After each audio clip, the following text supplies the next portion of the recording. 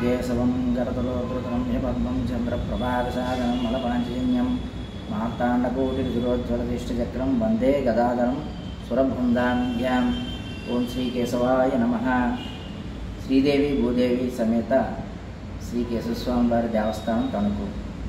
ఈ తణుకు దేవస్థానం నందు కేశవస్వామి దేవస్థానంలో నేను అర్చకునిగా పనిచేస్తున్నాను. నా పేరు కండవల్లి హరికృష్ణ.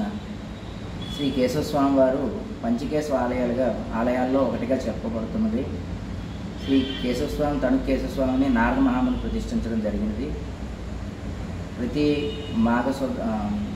మాఘమాసం శుద్ధ ఏకాదశి నాడు స్వామివారికి అత్యంత వైభవంగా కళ్యాణం సప్తాహిక దీక్షతో జరుగుతుంది. వైకాంస ఆగం ప్రకారం ఇక్కడ పూజలు జరుగుతున్నాయి. చుట్టుపక్కల గ్రామాల నుంచి అనేక మంది ప్రజలు కూడా ఈ స్వామివారిని ధరించి ఉన్నారు. వారి వారి కోరికలు కూడా నెరవేరుతున్నట్టు భక్తుల యొక్క విశ్వాసం. నారద 5-6 తరాల మట్టించి మేము పనిచేస్తున్నాం. ఈ దేవస్థానంలో అర్చకునిగా మాది 4వ తరంగా ఉంది. నా పేరు హరికృష్ణ. ఇందులో ప్రధాన అర్చక పాత్రకు అర్చకునిగా పనిచేస్తున్నాను. కేశవస్వామి వారిని నారద మహాముని గోస్త నది తీరాన ఆయన పర్యటిస్తూ స్వామివారిని కేశవ రూపంలో శాలిగ్రామ శిలా రూపంలో ఆయన ప్రతిష్ఠించదలిచి స్వామివారిని శాలిగ్రామ శిలా రూపంలో ఇక్కడ ప్రతిష్ఠించారు. పంచకేశవ ఆలయాల్లో ఈ స్వామివారు ఒకటిగా చెప్పబడుతున్నది. అలాగే ఈ దేవస్థానంలో మహాలక్ష్మి అమ్మవారు మరొక ప్రత్యేకత. పూర్వం నుంచి ఆ అమ్మవారు ఇక్కడ వెలిసి ఉన్నారు. అమ్మవారికి శుక్రవారం కూడా చుట్టుపక్కల గ్రామాల నుంచి అనేక భక్తజనం వచ్చి అమ్మవారిని పూజించి ధరిస్తున్నారు. భూదేవి అమ్మవారు ఉన్నారు. అలాగే సీతారామ స్వామి వారి కోవిలు కూడా ఈ దేవస్థానం నందు ఉపాలయంగా ఉన్నది. ఈ స్వామివారికి మరొక ప్రత్యేకత, ప్రతి ఏడాది కూడా స్వామివారికి మాఘశుద్ధ ఏకాదశి నాడు అత్యంత వైభవంగా కళ్యాణం జరుగుతుంది. సప్తాహిక దీక్షతో వైకాంసాగం ప్రకారం ఈ కళ్యాణోత్సవాలు జరుగుతాయి. మరొక విశేషం ఏంటంటే స్వామివారికి ఈ దేవాలయంలో చుట్టుపక్కల గ్రామాల నుంచి మన గ్రామంలో పట్టణంలో ఉన్నటువంటి ప్రజలు కూడా వివాహాలు ఎక్కువగా జరుగుతూ ఉంటాయి.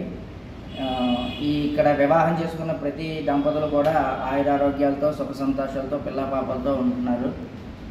ఆ యొక్క విశ్వాసంతో వారి వంశం అంతా కూడా వాళ్ళ పిల్లలు కూడా ఇక్కడ కళ్యాణం చేసుకోవడం జరుగుతుంది.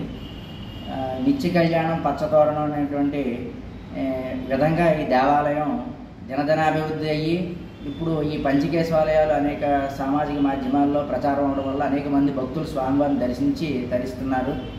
ప్రతి బుధవారం కూడా స్వామివారికి ప్రత్యేకమైనటువంటి రోజు. ఆ రోజు స్వామివారికి విశేష అర్చనలు, తులసి దళాలతో అర్చనలు జరుగుతాయి.